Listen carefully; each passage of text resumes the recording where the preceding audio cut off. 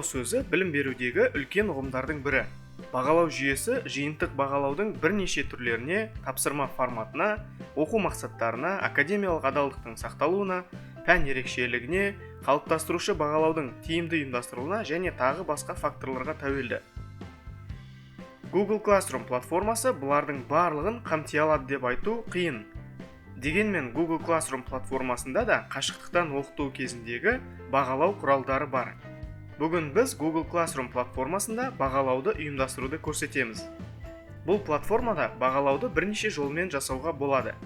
Бүгін біз олардың ең көп қолданылатын түрі Google Forms'та тест құрастыруды көрсетеміз. Ол үшін задание с тестом бөліміне басыңыз. Мұнда сізге автоматты түрде Google Forms'тың тест құрастыруға арналған бөлігі ашылады. Blank quiz бөліміне тесттің тақырыбын жазыңыз. Ал описание бөлімінде тест жайлы қысқаша анықтама беріп кетсеңіз болады. Сосын сұрақтарды жасауға кірісесіз. Бұл сервистің көмегімен сұрақтың бірнеше түрін жасай аласыз. Әдетте сервис бір жауабы ғана дұрыс тест сұрақтарын жасауды ұсынады.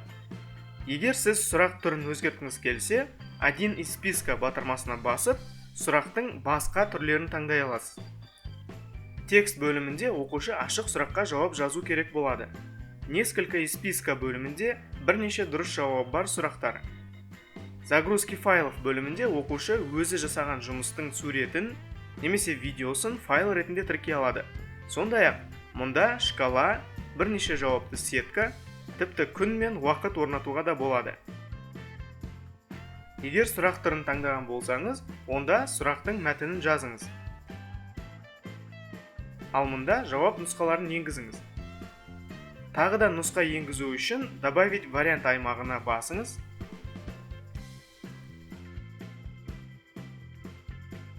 Егер сіз оқушының өз жауап бөлімін енгізіңіз келсе, добавить вариант другое бөлімін таңдаңыз. Тест сұрағы мен жауап нұсқаларын енгізіп болған соң, сұрақтың баптауларын орнатуға болады. Ең алдымен тесттің дұрыс жауабын және балл санын орнатамыз. Ол үшін ответы батырмасына басыңыз. Мұнда дұрыс жауап тұсына жасыл белгіше қойыңыз және дұрыс жауап үшін берілетін балл санын көрсетіңіз. Содан соң добавить пояснение батырмасын басыңыз.